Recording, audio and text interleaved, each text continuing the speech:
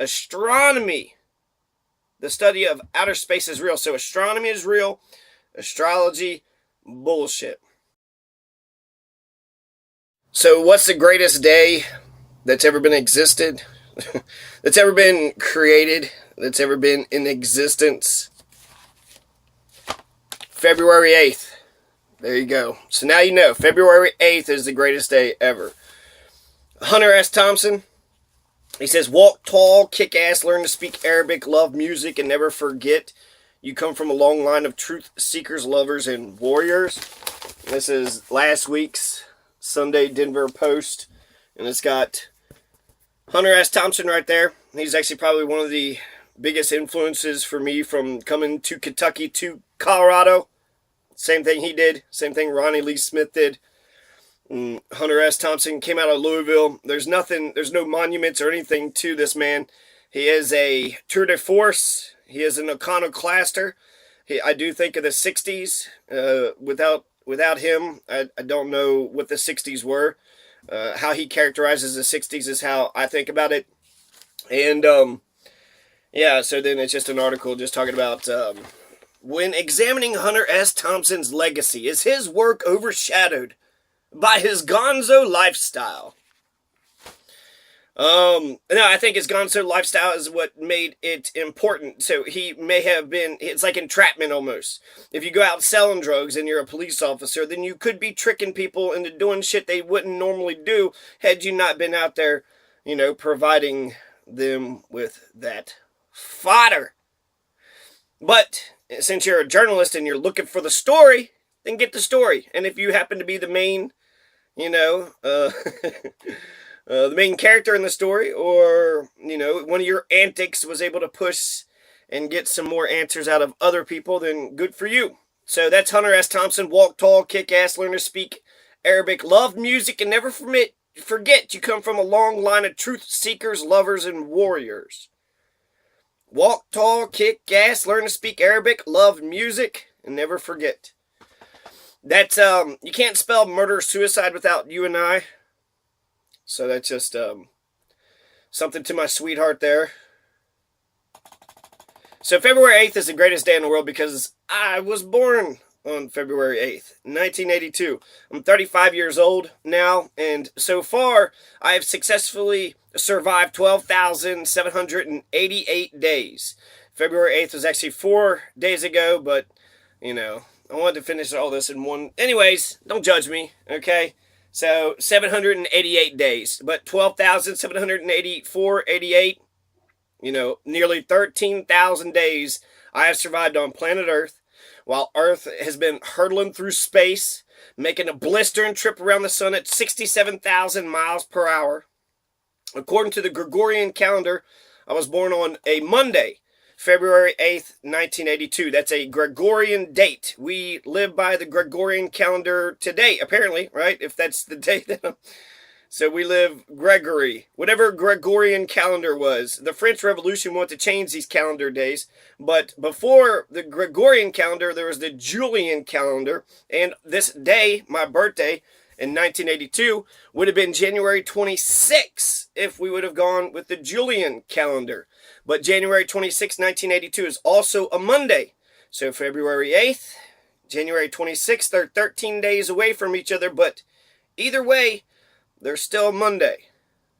And Brenda Spencer, the elementary school girl from San Diego, California, she really hated Mondays. A lot of people hate Mondays, but Brenda Spencer hated Mondays pretty much more than anybody else out there. And, yeah, Brenda Spencer. Good old Brenda Spencer. I wonder what she's been up to these days. Well, really? For life? Huh, I guess Mondays hated her back. Well, anyways, Brenda Spencer and that guy from Office Space, they just don't like Mondays. They hate Mondays. Now, on my birthday, nothing remarkable usually happens.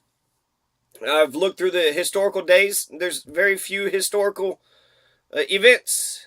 I've seen a couple Grammys have fallen on my birthday, and then I've also seen some of the Olympics.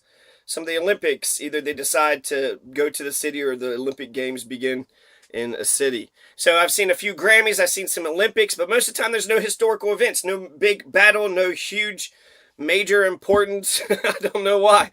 There was one event that I was able to find, that of something that had happened on the exact day of February 8th, 1982. The longest playing infield changed in Major League Baseball. And so the infield, right, catcher, second, short, third, first, those five guys, right, that would be the infield. Or are they just talking about they say there's only four actually, Say, Russell, Lopes, and Garvey. So I guess third, short, second, and first. Why don't you count the catcher? I guess maybe the catcher's a pitcher and a catcher. Anyways, 1982, the Dodgers trade Davey Lopes. Davey Lopes got traded to the A's from the Dodgers, which broke up the longest playing infield of Say, Russell, Lopes, and Garvey. So those four guys had been playing in the infield for many years. And then the day I was born, they don't play in the infield no more. And that's it. So overall with February 8th, mostly nothing historical ever happens. If it does, there's a music festival or Olympics, which are, really good things. So that's not too shabby. And then really the biggest thing about this day was that a great spiritual philosopher god of the Western world was born on February 8th, 1982. You're welcome. I'm letting you get an eyeful of me right now. Ronald Reagan in 1982 had been president for about 2 years. Time cover said that unemployment was the biggest worry for America. Americans were rocking out to the song Centerfold by the J. Giles Band. That's my blood runs cold. My memory has just been sold. My angel is a centerfold. The angel is a centerfold. My blood runs cold. My memory has just been sold. So that was the number one song at the time. That's what Americans were rocking out to. Centerfold. Oh my God. My angel's a centerfold. It's very poppy music. It's actually not that bad. The Reagan administration had actually reported international human rights conditions on this day. They said that they are declining in Central America, several African nations, such as South Africa, which is convenient for the U.S. because the U.S. will eventually go in to invade El Salvador, Nicaragua, Honduras, and Guatemala, and South Africa. So, human rights conditions reports come out, and then it just so happens that all the countries that we are going to invade have the worst human rights conditions out there, so we have to rush in, I guess try to get Nelson Mandela, for trying to stop apartheid. Soviet Union's activities in Poland and Afghanistan were sharply criticized. Polacks were pissed at the occupation. Roman Catholics wanted to get the solidarity movement going. Reagan ends Medicaid paying for abortions. This is Reagan ends Medicaid paying for abortions. So that would be for American women. But Trump has actually just undid his executive order, stops abortion, other countries from spending our money on abortions. Something about the Rent Stabilization Association. They pulled out 12,000 buildings. They were trying to help a bunch of poor folks, but apparently they were also charging them, and maybe the poor folks didn't see the necessity of having them, or maybe they were just corrupt and inept and they weren't doing anything. So that was just a kind of overview of what happened on February 8th, 1982. Quest for Fire. That was the number one movie. It's about cavemen trying to find fire. I tried to watch it. It was slow and boring. I kind of hated it. James Dean. This is pretty cool. He was born in 1931, February 8th in Marion, Indiana. He was the star of Rebel Without a Cause, East of Eden, and Giant. He's kind of got a cult status right now. He dies at 24 years of age in a car accident. And he kind of was a sort of like a Marlon Brando kind of actor, a method actor, where he would get into his roles, and you could kind of tell like he had charisma. I didn't really see anything, that spectacular about the movie or about the roles that he had actually played, but his demeanor, the way he did his hair when he came up on the scene, you could just tell like everybody was like all eyes on James Dean. But I think that people that look up to him, I think they got a man crush. I mean, he was doing this, he had all that hair, right? So he was sitting there doing all that hair. And what can you really, how much work can you get accomplished when you're just focused on how pretty you are? So the James Dean was born on the same day as me. There's that one scene where he's like, "You're tearing me apart." That was fun. But he's like, "You're tearing me apart," and it seemed like it was out of nowhere. It was crazy. But then he was like, "You're saying the opposite of what she's saying, and you're just ripping me apart. You don't get it." It was sudden, out of nowhere. But then afterwards, like after I saw the expression on his face, I was kind of like, oh, he is actually kind of sad, because it was like, "You're tearing me apart." I thought he was playing. I thought he was joking. "You're tearing me apart." Okay. Rebel Without a Cause, East of Eden. I hadn't seen. Giant, I tried to see. That was he had all the oil on his face. Rebel Without a Cause, I think it was okay.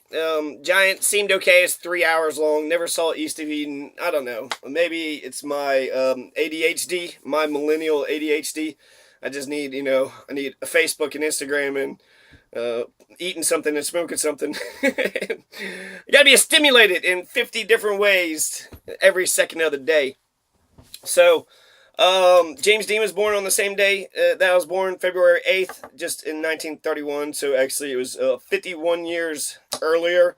Saturday Night Live actress Cecily Strong. Beautiful, gorgeous Cecily Strong. And since we have the same birthday, that kind of is a conversation starter. 1865, Delaware rejects the 13th Amendment, voting in favor of continuing slavery. So Delaware, you fought for the Union, and then 1865 comes around, and you vote in favor of slavery? What the fuck, Delaware? So that's not a good event, right? That's a horrible event, Delaware. There's not much that happens except for when Delaware votes for slavery. Minimum wage in 1982 is $3.35. Gas was $1.19 a gallon, which is actually more expensive than the 90s. I remember when gas was 99 cents, and I was mad if it got over $1. Milk is $1.79 a gallon, and then $12,000 was the average income.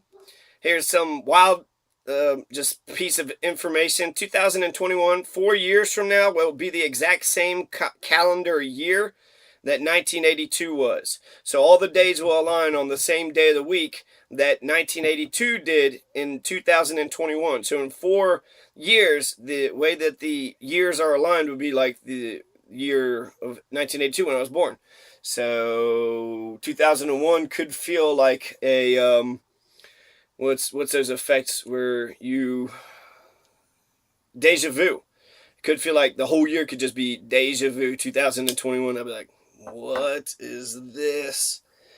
And let's see here. My blood runs cold. My memory has just been sold. Amethyst.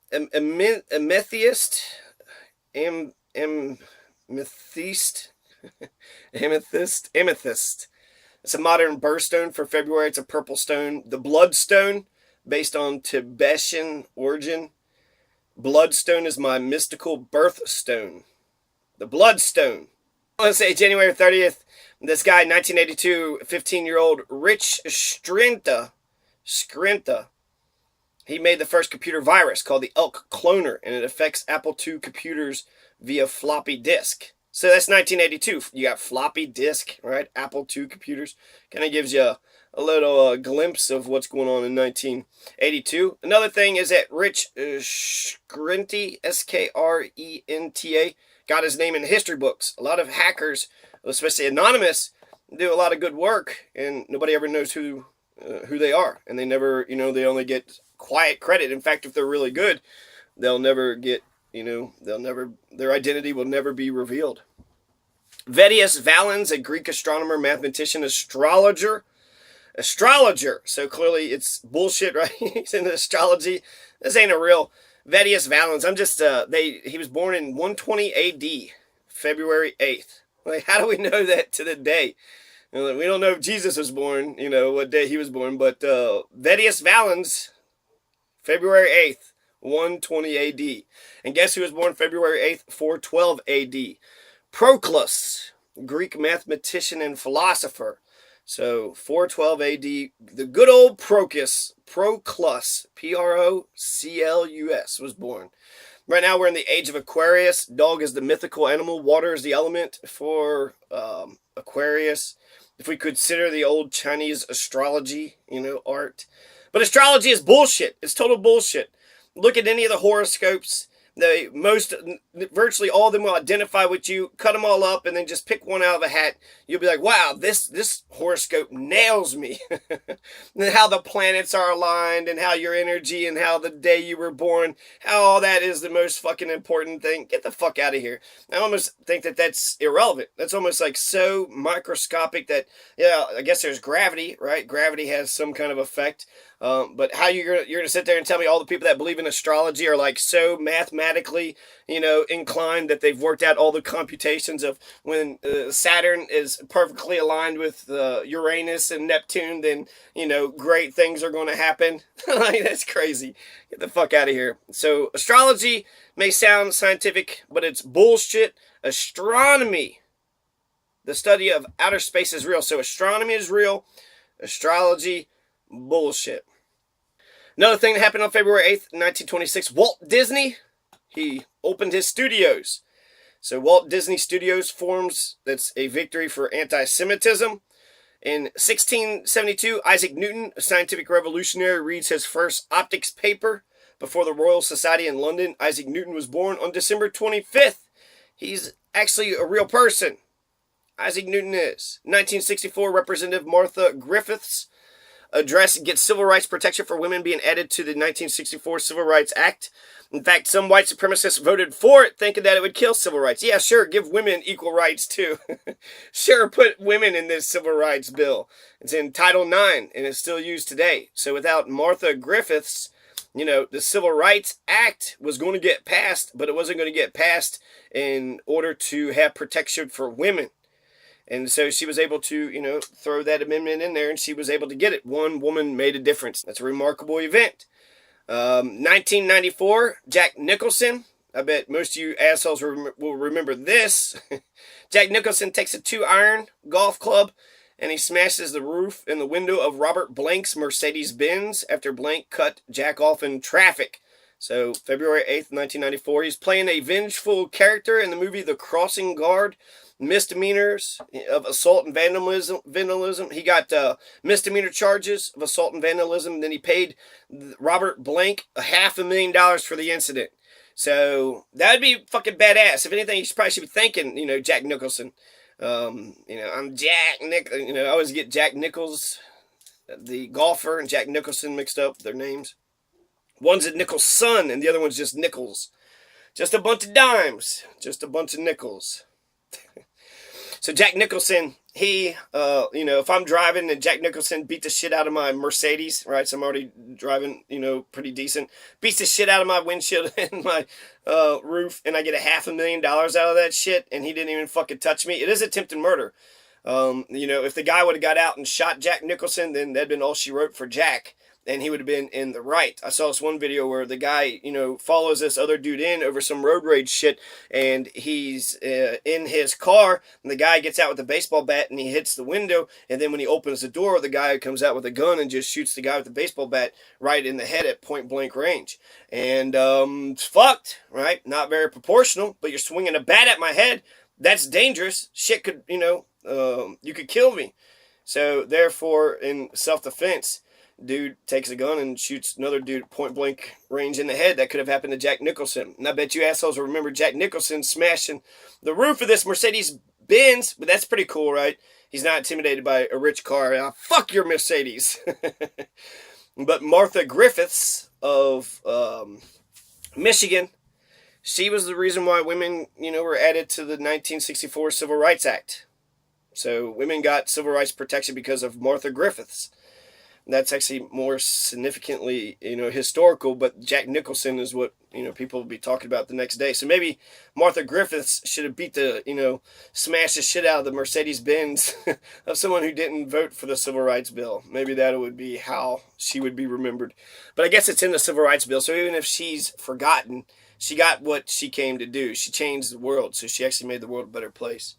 1834, Dmitry Ivanovich Medvedev.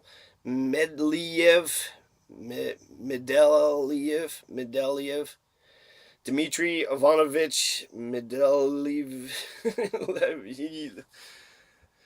Mendeleev. This is a Russian chemist. It developed the periodic table of elements. Wish I had a poster of all the elements, right? There's 100 elements. Everything is broken down into 100 elements, and here's what elements all the world is broken up into. So that's pretty cool. That's I was born the same day as this Dmitry Ivanovich. I need to learn how to say his last name because he's a Russian chemist. He developed the periodic table of elements. It's quite an accomplishment. He don't need to do anything after that. It's like, all right, man, sit down, take a break, take a load off, brother. Jules Verne, who was actually born 6 years before Mendeleev, the Russian chemist who developed the periodic table of elements. Jules Verne, he's the author, science fiction author, who wrote A Journey to the Center of the Earth, 20,000 Leagues Under the Sea, and Around the World in 80 Days. He was born February 8th, 1828 in Nantes, France. And he wrote in the 1860s and 1870s, way before there was the first fully working car in 1885. Carl Benz made the working car in 1885. Man didn't land on the moon till 1969, 100 years after From the Earth to the Moon was published. So he was able to predict a lot of things in advance, right? Jules Verne, I remember Back to the Future, they talked a lot about Jules Verne. Science fiction author, it's cool. He was born February 8th, 1821, that Mendeleev. Dmitry Ivanovich, the two names I can pronounce easily. William Tecumseh Sherman, American general, was born in 1820. He was a Union general. Sherman's march to the sea, total warfare, was attacking civilians, burning houses down, just outright, just terror. Mary Steenburgen, 1953, Back to the Future Part 3, 1990, Philadelphia, 93.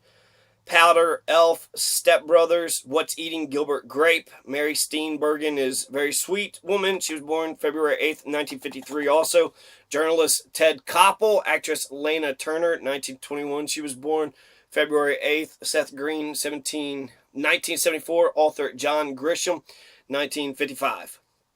So, it's a hodgepodge there, but I put the best ones. Jules Verne, Dmitry Ivanovich, Martha Griffiths. I think those are Walt Disney Studios opens. Isaac Newton is reading his Scientific Revolution to the Royal Society. Martha Griffin's added that, she added the thing to the thing. To the Civil Rights Act. She added women to the Civil Rights Act. And it was good. We're all happy. We're all proud of her for doing this. So here's something to counter that hacker in 82 who was hacking Apple computers by a floppy disk. His name was written into the history books, but in 2013, there was an investigation that was taking place over a hacking incident involving a hacker gaining access to the email accounts of former President George H.W. Bush, his friends, and his relatives. 2013, so this is 4 years ago. And that's great hacker success. That hacker was able to get, once he got George Bush's, emails, and I guess from that email, he was able to get other people's emails. And a lot of times it's like phishing. I think they'll call you and say, hey, what's your password? And then you'll say what it is. But, yeah, that was 2013. This happened 4 years ago. Here's some remarkable land reform in Pakistan, 1955. So the government of Sindh abolished the Jagirdari system in the province of Pakistan. 1 million acres, 4,000 kilometers squared of land was thus acquired to be distributed among the landless peasants. Land reform is the fundamental basis for a revolution. So it'd be interesting to see how that province is doing now. In 1955, they had land reform. So that's fucking huge in Pakistan. How did that, those 1 million acres given to those landless peasants, did it help them out? Are they better off today? I bet you they are. 1865, and I guess I'll end with this Bruno, Giordano Bruno. The first black major in the U.S. Army, Martin Robinson Delany. 1865, so the first black major in the U.S. Army, 1865. He was actually able to raise up. He wasn't just an infantryman, wasn't just a grunt, but he was a major. So he actually got some power. He had troops underneath him, Martin Robinson Delany. We also got a picture of him, so you can see what he looks like. In 1992, you had Wright, Said Fred, Peaks at number 1 with I'm Too Sexy for My Shirt, so sexy, yeah. And that's Wright, Said Fred. So in 1982, Americans are saying, centerfold, my angels are centerfold. And in 1992, it's, yeah, I'm too sexy for my shirt, too sexy. I'm too sexy for my hair, too sexy. Too sexy for my skin, too sexy for my fingers, too sexy for my lips, too sexy for this video. So sexy, yeah. I'm too sexy for my I don't know. I just like saying that over and over. I'm too sexy for my talk. I'm too sexy for my... Alright. Maybe I should just learn the fucking lyrics. What do you think, America? So, Pope Clement the Eighth declared Giordano Bruno a heretic. The Inquisition, the Roman Inquisition, sentenced him to death. So, Giordano Bruno is one of the first martyrs of science. The Vatican, the Catholic Church, murdered Giordano Bruno. And this is like Galileo. This is a precursor. So, what was his crime? What did Giordano Bruno do? So, what did Giordano Bruno? He was burned to death, right, in Rome by the Catholic Church, so it must have been pretty bad. He said that the stars were suns, only they were further away. And that these other suns, these stars, could have planets revolving around them, and there could be life on those planets. Also, since the universe was infinite, then there's no celestial body that could be at its center, like the Vatican and the Catholic Church was asserting at the time.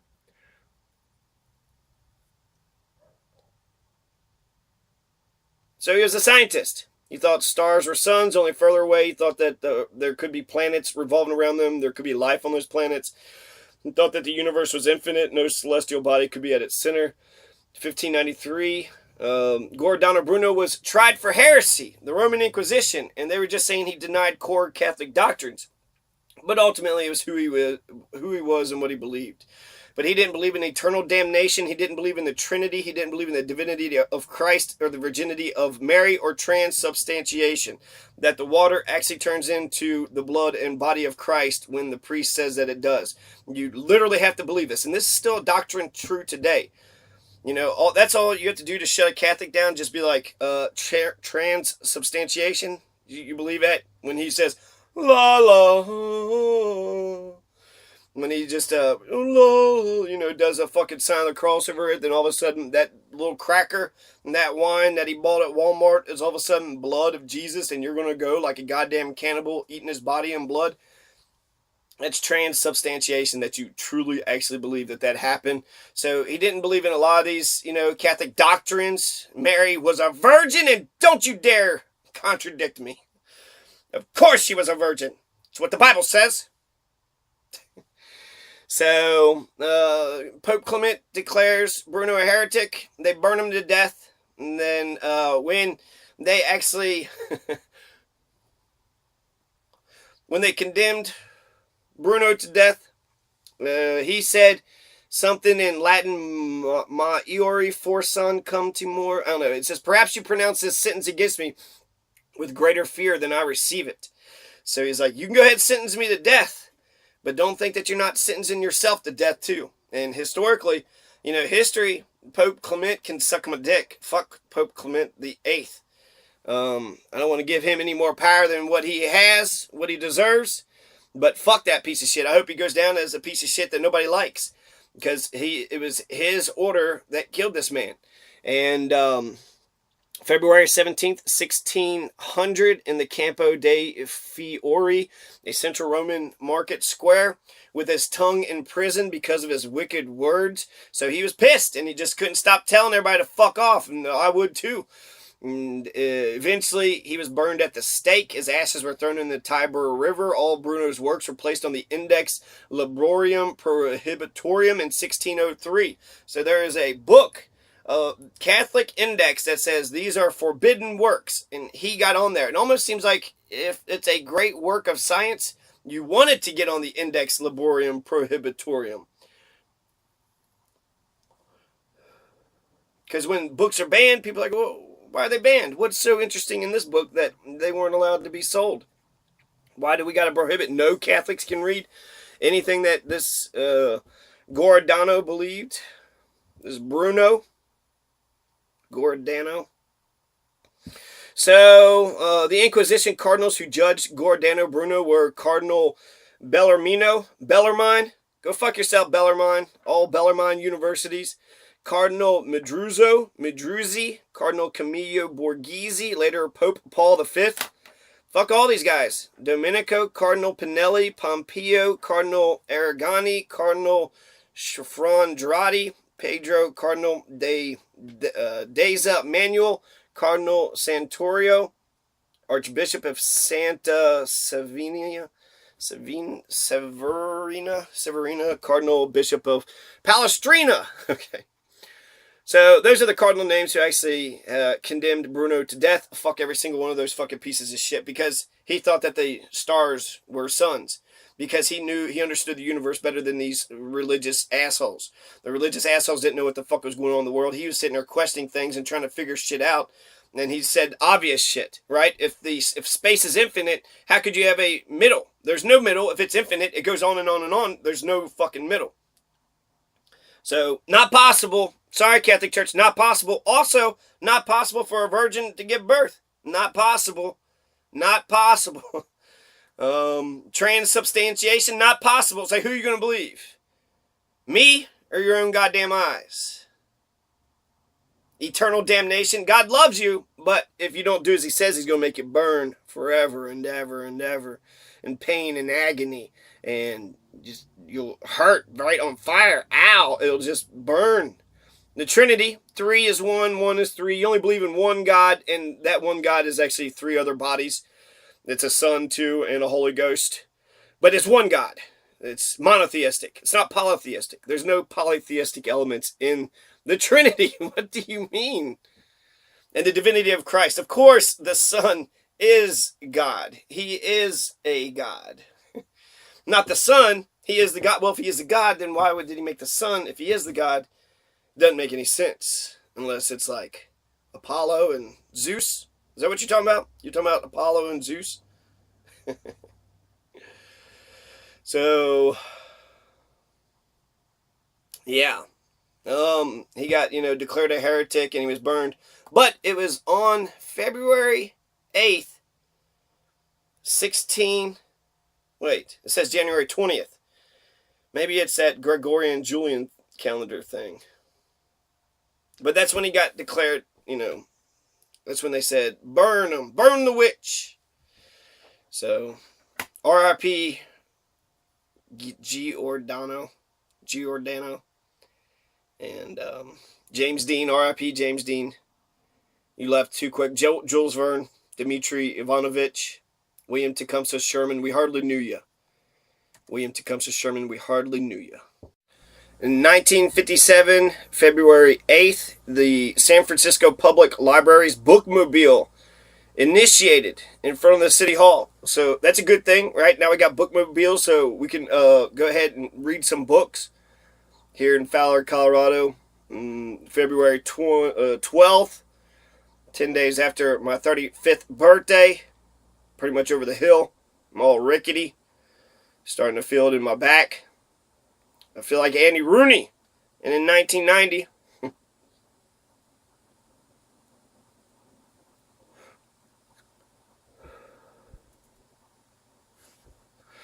In 1990, CBS actually suspended Andy Rooney for his homophobic and racist remarks. He says that homosexuality leads to premature death, making the connection between AIDS and homosexuality. This is the 90s, right, during Daddy Bush's era.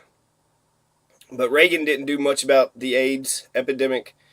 Andy Rooney is just an old piece of shit. He's a curmudgeon. He got suspended for 3 months without pay. He says homosexuality leads to premature death. And he also said black folks are watering down their genes because the less intelligent ones are the ones who have the most children. They drop out of school early, do drugs, get pregnant. It's actually true of white people. White people, especially Christians, the dumbest and poorest and the ones that should not be reproducing on the ones that are, fucking like rabbits, spreading like wildfire. And meanwhile, the smarter, more, we need to be economically perfect before we have children, have 1 or 2 kids. So, they do it right. So, yeah, fuck Andy Rooney. 1587, February 8th, Mary Queen of Scots was beheaded. Mary Queen of Scots. She's the last monarch of a truly separate Scotland. She's a martyr of Scottish nationhood. And this comes on the tail end of just a year or two ago. Scotland almost voted to get out of the United Kingdom, but they're still there. So they don't want their freedom. And you have Mary Queen of Scots.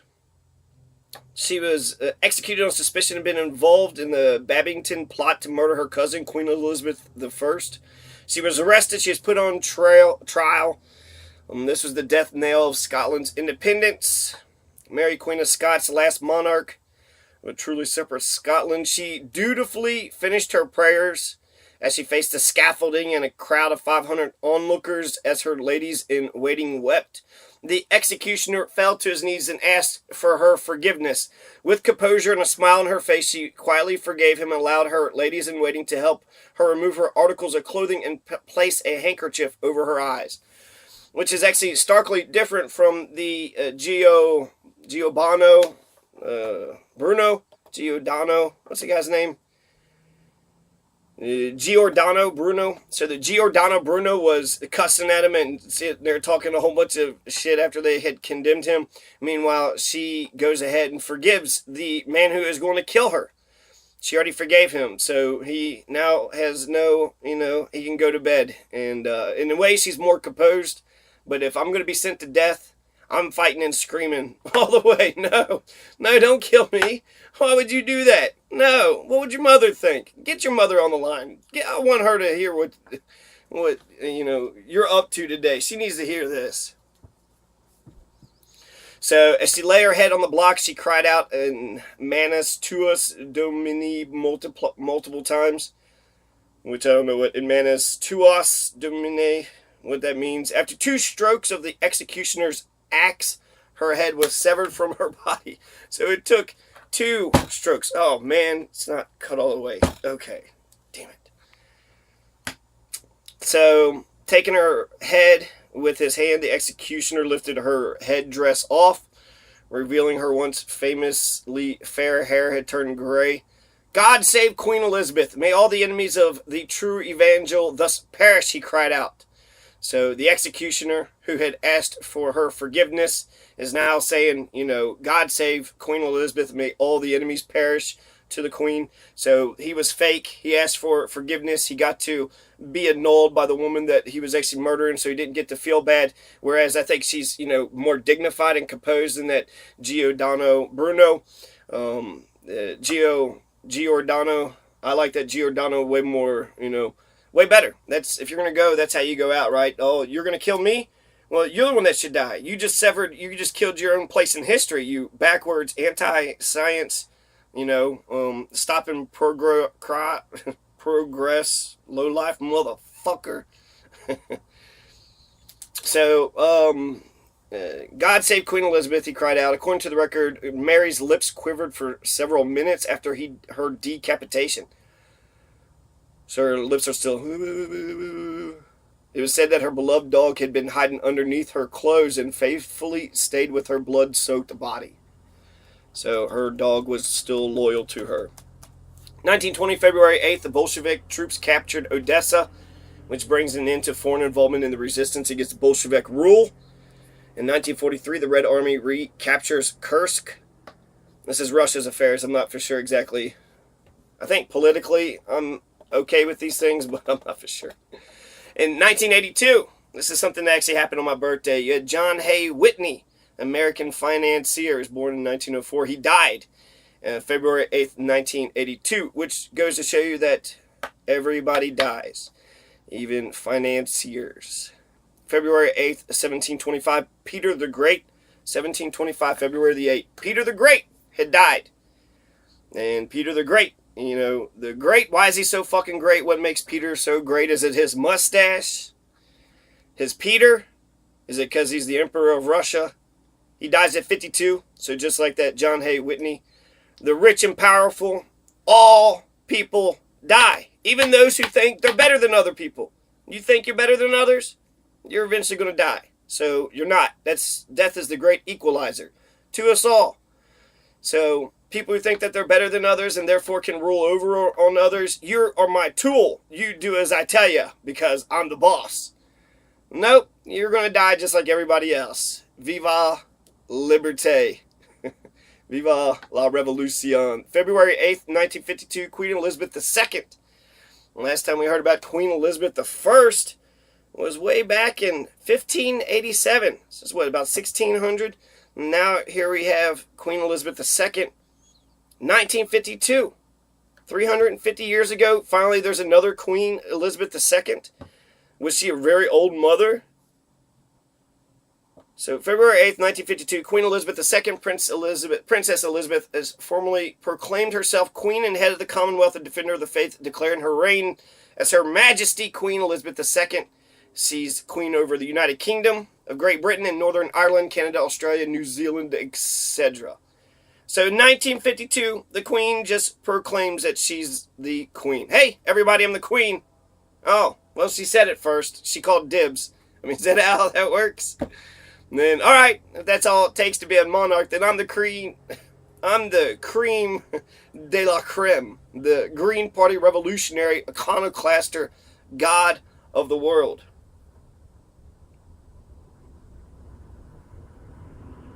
All right, the Green Party iconoclaster god of the world. All right, I'm the spiritual philosopher god. February 8th, 1982. It's the only, my birth is the only thing that had mattered that was significant on that day for centuries. There's a reason for that. I'm not saying I'm the second coming, but I am the third. In 1960, Queen Elizabeth II of the United Kingdom issued an order in council stating that she and her family would be known as the House of Windsor, and her descendants will take the name Mountbatten Windsor. What's that mean? I don't know. Who gives a shit? Queen Elizabeth II probably had Princess Diana executed anyways. So, royalty and monarchs, isn't that the reason why we fought a revolution? To get away from these authoritarian assholes? Apparently in 2005 we had peace between Israel and Palestine. This is under W. February 8, 2005, Palestinian leader Mahmoud Abbas and Israeli Prime Minister Ariel Sharon have declared a truce to 4 years of Middle East violence. Hamas said that they're not bound by the ceasefire. Israel handed over 5 West Bank towns to the Palestinians in 3 weeks and releasing 500 of their prisoners. So Israel is giving back the towns and releasing prisoners. And this is all under W. But we still don't have peace in the Middle East right now. But there was a moment. Clinton had a moment where he was between the Palestinian and the Israeli leader. Bush had a moment where he was in between Palestine and Israel, but for some reason we're still not able to get a two-state solution. 1973, February 8th, this is when the 7 members of the Watergate hearing is being named by the Senate. So the Senate named 7 members to investigate Watergate. And approved the formation of a special committee to investigate the Watergate bugging incident, which will, of course, lead to Nixon's resignation.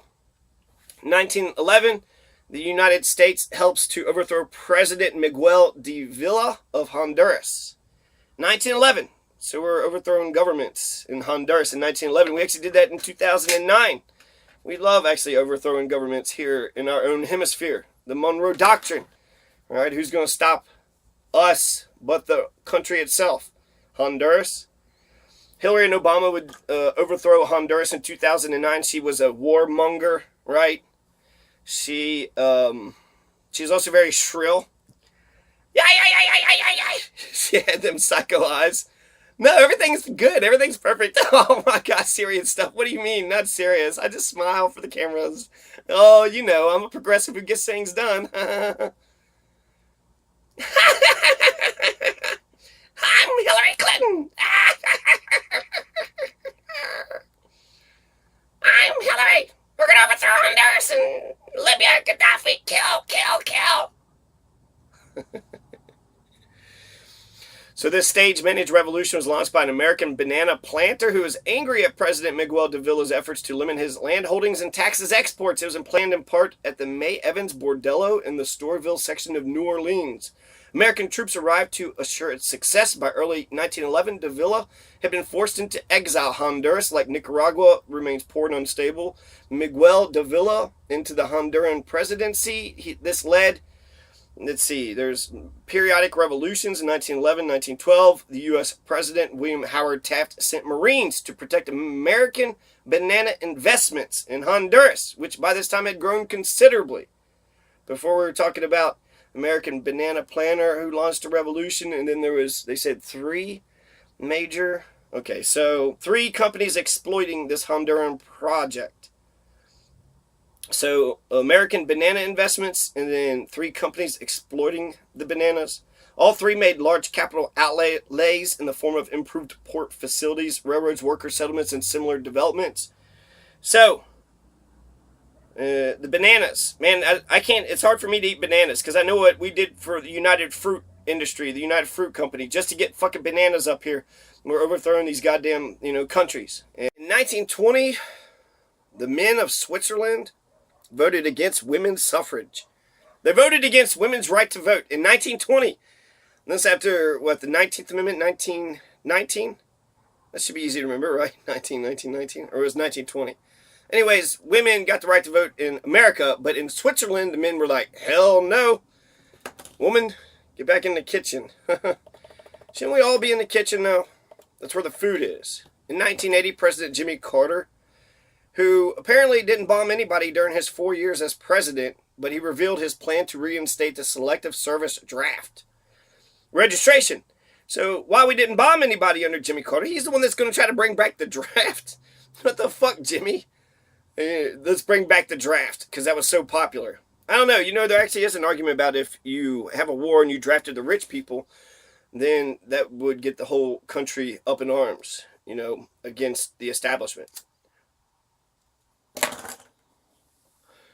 Could that be what he was doing? Some sort of reverse psychology?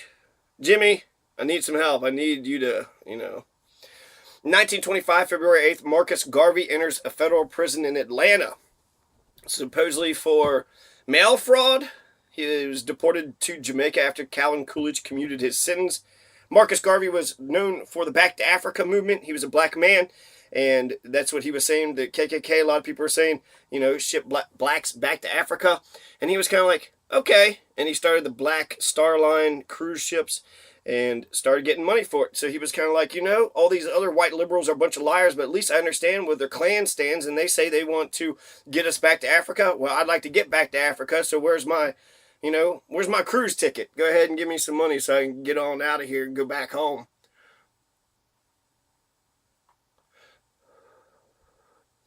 Crazy thing is, he's 3 months in jail awaiting bail, even though he was jailed for mail fraud or some dumb bullshit.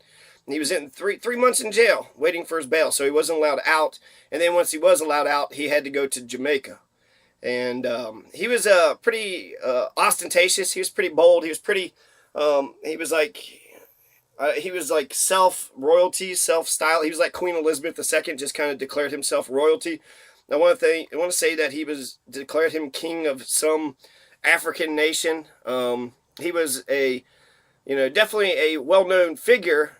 W.E.B. Du Bois thought he was the worst, in the world because he countered W.E.B. Du Bois' integrationist society. Marcus Garvey was kind of just a product of his time, right? And you have the KKK saying, let's, pay for the blacks to leave. And he's like, all right, let's do that. That's a good idea. And I don't know. I don't hate the guy for it. Malcolm X's father actually looked up to him.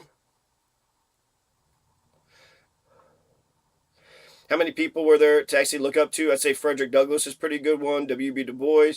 Booker T, to a lesser extent. But Marcus Garvey was actually resisting. He was fighting back. He was saying, we need our own country. Black people are kings and queens, and so let's get our own nation. So he goes to a federal prison in Atlanta on 1925, February 8th. 1963, the first transmission, the clandestine voice of the Iraqi people, communist radio station. In 1963, they had a communist radio station in Iraq. 1968, February 8th, officers kill 3 students demonstrating in South Carolina State in Orangeburg, South Carolina. It's the Orangeburg Massacre, attack on black students from South Carolina State University who are protesting racial segregation at the town's only bowling alley, which leaves 3 to 4 dead in Orangeburg, South Carolina. So all that talk about the Bowling Green Massacre, which never happened, this was a Orangeburg Massacre in South Carolina.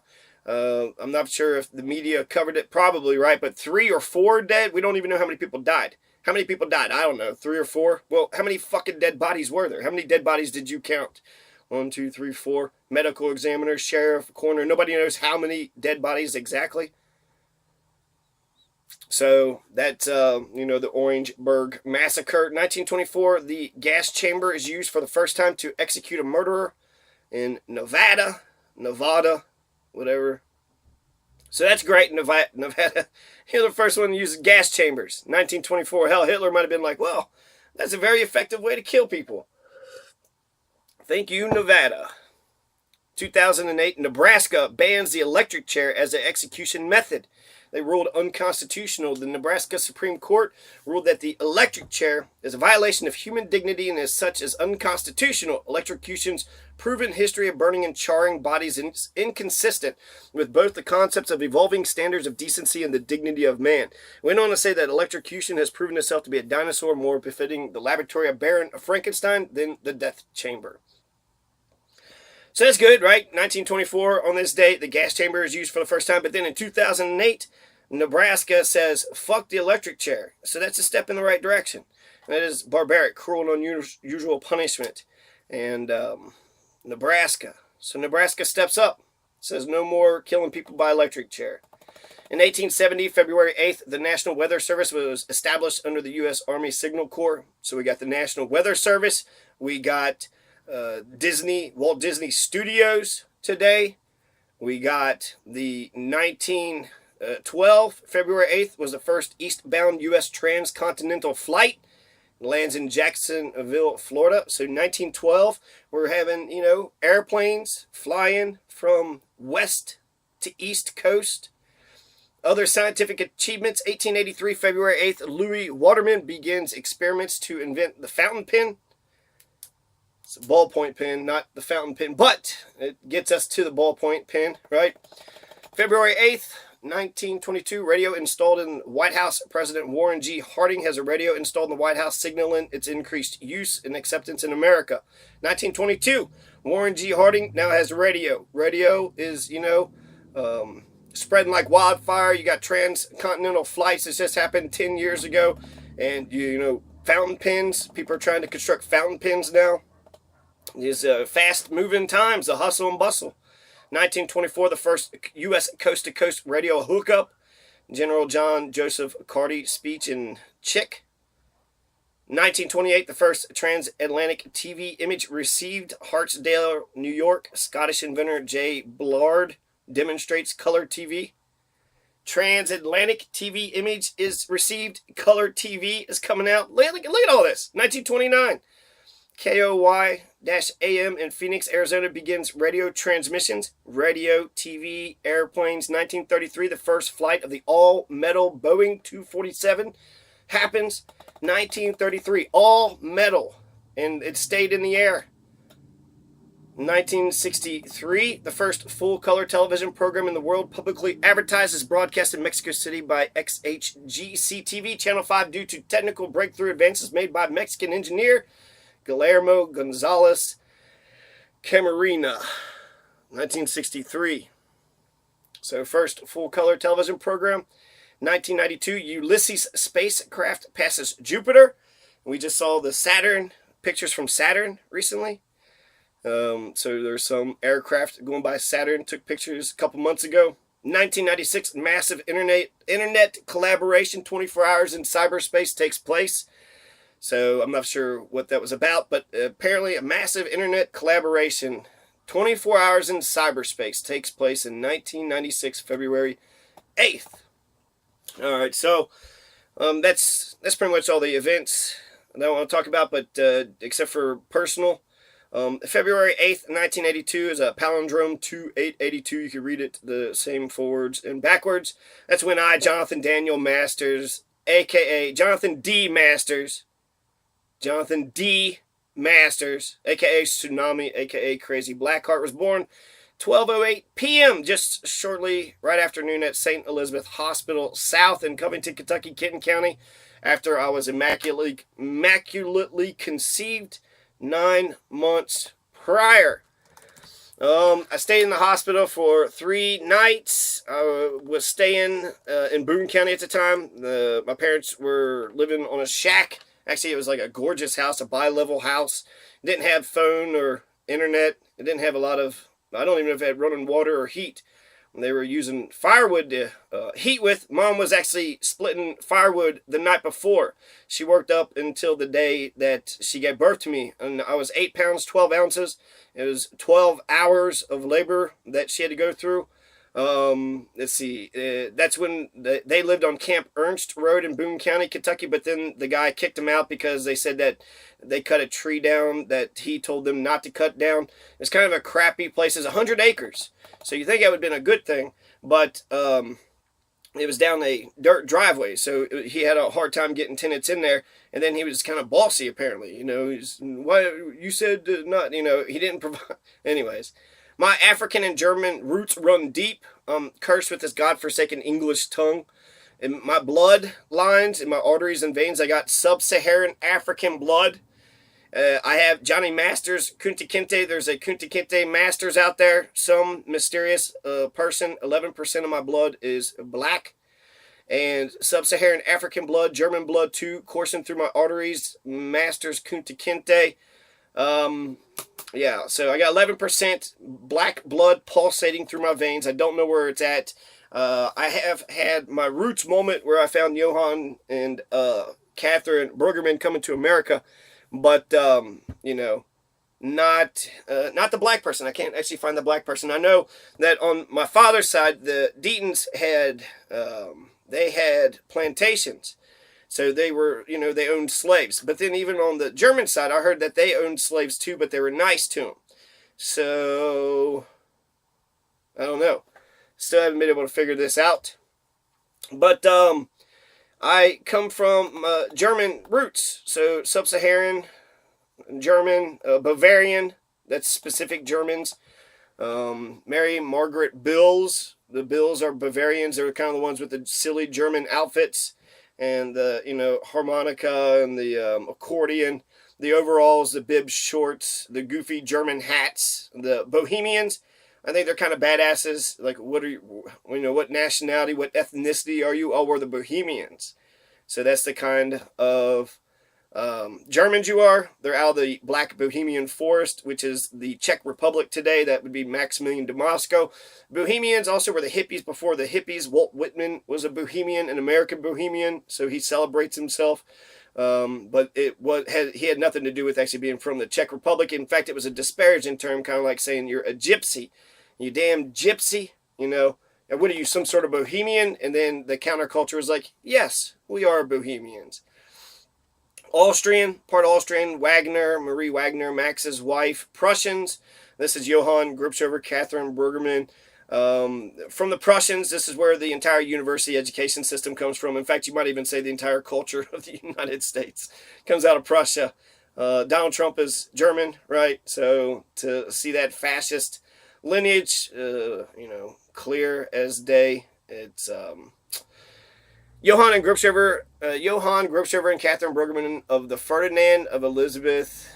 This is the tribe that I'm a part of, Ferdinand and Elizabeth Hellman and Bernard Grubschover's lineage. The Lion tribe and Bear tribe. This is Johann Grubschover and Catherine Bruggeman. I'm just going to say it over and over again. Johann Grubschover and Catherine Bruggeman came over with 7 children, 1 daughter, and 6 boys.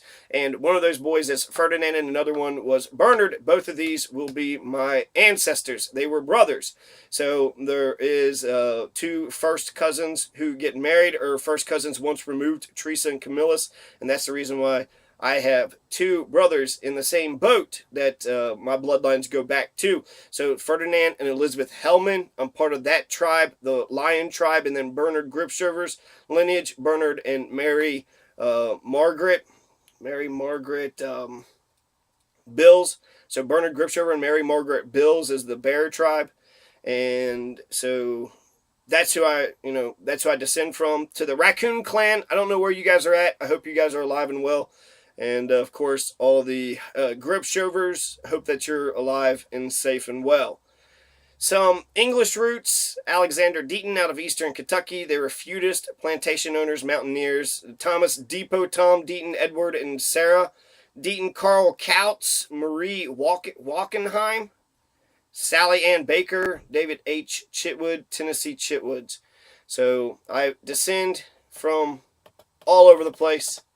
3 more things. Belgian-Swiss treaty was signed in 1927. Don't know what the treaty is about, but that's good, right, when you can sign treaties. 1991, Roger Clemens signs a record $5.3 million contract to the Red Sox. Number 1, highest paid contract at the time. In 1933, Seminole, Texas, the state record was negative 23 degrees Fahrenheit. It's cold as shit in Seminole, Texas. In 2013, 100,000 people marched to demand justice for the atrocities of the Bangladesh Liberation War in Dhaka.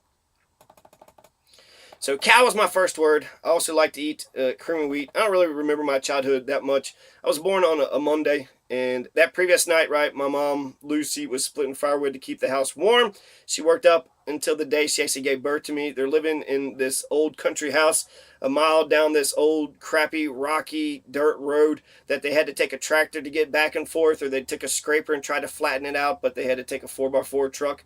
And as sharecroppers on Camp Ernst Road in Boone County, Kentucky, they were able to find 100 acres from an old farmer. And they had a bi-level house. The house was gorgeous. It was $250 a month. There was a tobacco quota on it. The tobacco could be raised on the land. All right. So after midnight, Mom wakes up in the middle of the night to find that her water had broke. So it's just after midnight, 12 hours labor. I'm born 12:08, so just after midnight. Kevin's downstairs. My biological father, right? This is my biological mother, biological father, and so Kevin's downstairs, and he supposedly sees her water dripping through the floorboards. And he's like, "What's going on up there?" And she's like, "I'm going to labor." So then they get into the old 4x4 brown pickup truck.